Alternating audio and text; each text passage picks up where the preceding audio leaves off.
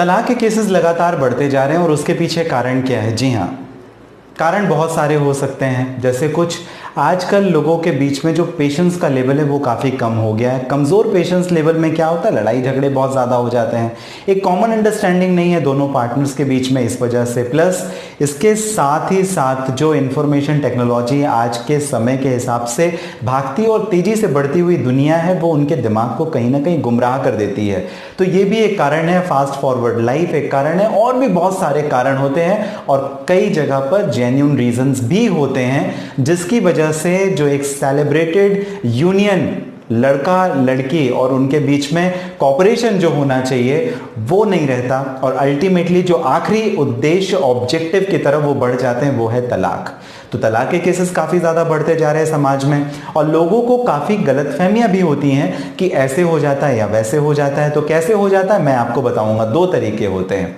अगर आप भारतीय कानून की बात करें तो तलाक लेने के दो तरीके हैं। जी हाँ, पहला है म्यूचुअल, दूसरा है कॉन्टेस्टेड। जरा डिटेल में बात करेंगे, उससे पहले हमेशा की तरह मेरी आपसे रिक्वेस्ट है, नए हैं सब्सक्राइब जरूर करें। ऑनलाइन लीगल एडवाइस आपका अपना चैनल है, और इसके साथ ही घंटी दबाना ना भूलें, जिससे इसी प्रकार के लेटेस्ट कानूनी वीडियो आपको मिलते रहें। शुरुआत करते हैं अपने मुद्दे, अपने टॉपिक की, और बात करते हैं क्या होता है म्यूचुअल डाइवोर्स पहले, और फिर बात करेंगे कॉन्टेस्टेड के बारे में।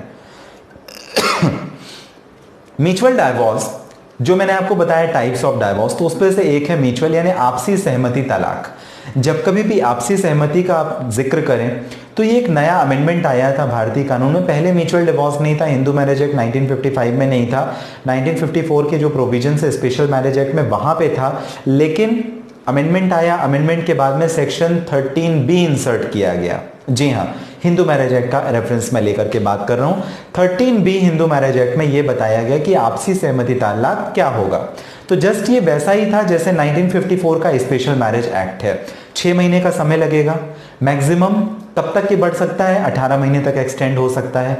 शादी के 1 साल का सेपरेशन दोनों पार्टनर्स के बीच में जरूरी है, मैंडेटरी है, तभी आप म्यूचुअल डाइवोर्स का केस फाइल कर सकते हैं। ऐसा नहीं कि आज आपने शादी की और अब से 10 दिन, 15 दिन, 1 दिन या 2 महीने के बाद में आप कोर्ट जाकर के म्यूचुअल डाइवोर्स का केस फाइल कर देंगे। नहीं, दोनों की सहमति, दोनों की रजामंदी है, उसके बावजूद आपका कम से कम 1 साल का सेपरेशन होना चाहिए, और 6 महीने का जो मैंडेटरी पीरियड है वो कोर्ट में लगेगा, फैमिली कोर्ट में लगेगा। तलाक की डिक्री और जजमेंट अगर आपको चाहिए है तो, मतलब कुल मिला के कम से कम 1 साल शादी का समय, और तब से लेकर के 6 महीने का मतलब 1.5 साल तो आपके लगने ही वाले हैं। कुछ इंपॉर्टेंट ऐसे भी ऑनरेबल हाई कोर्ट या सुप्रीम कोर्ट के जजमेंट हैं जहां पे जो 6 मंथ का कूलिंग पीरियड होता है उसे वेव ऑफ किया गया, बट वो एक्सेप्शनल केसेस हैं। उसके बारे में मैं आपको अलग किसी वीडियो में जरूर एक्सप्लेन करूंगा, पहले भी कर चुका हूं, फिर आपको मैं बता दूंगा। पर्टिकुलरली इस वीडियो में हम लोग बात कर रहे हैं जो प्रक्रिया है वो दो कौन कौन सी प्रक्रिया, तो म्यूचुअल डाइवोर्स, और दूसरा ये एक्सटेंड कब तक हो सकता है। मान लीजिए किसी कारण से पति और पत्नी दोनों ने फाइल तो कर दिया कोर्ट में केस, लेकिन अब हस्बैंड इंडियन आर्मी या नेवी में काम करता है, वो बाहर चला गया, अब वो नहीं आ सकता। कब तक नहीं आ सकता? 1 साल तक नहीं आ सकता। तो एक्सटेंड होता जाएगा, होता जाएगा, होता जाएगा, 18 महीने तक एक्सटेंड होगा, और 18 महीने यानी 1.5 साल के बाद ऑटोमेटिकली केस डिसमिस हो जाएगा और आपको जजमेंट डिक्री नहीं मिलेगी अगर second motion of hearing complete नहीं हुआ है। तो ये बहुत इंपॉर्टेंट है।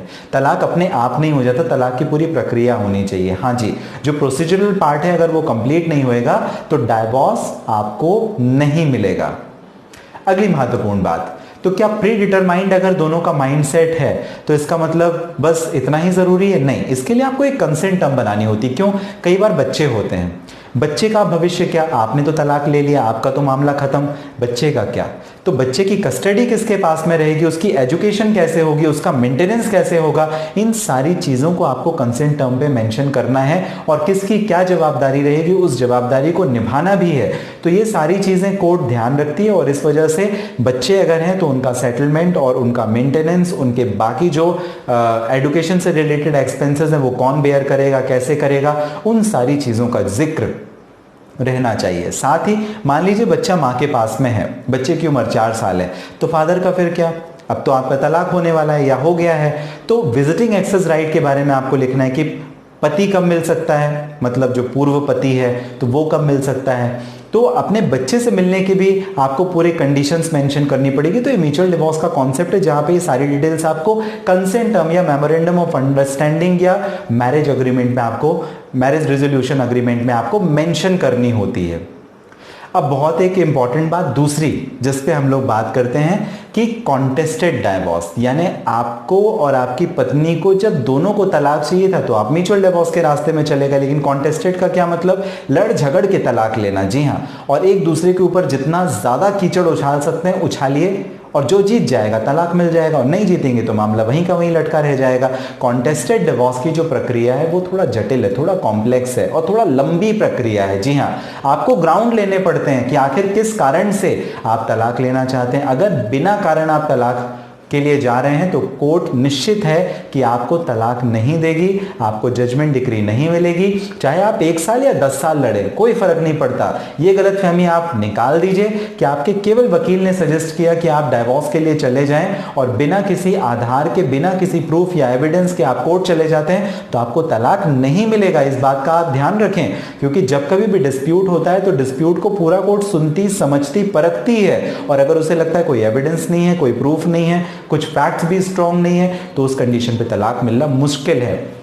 तो ग्राउंड इंपॉर्टेंट है। ग्राउंड का मतलब आधार। आधार जैसे क्रूएलिटी का, क्रूएलिटी 2 तरीके से होती है, मेंटल या फिजिकल।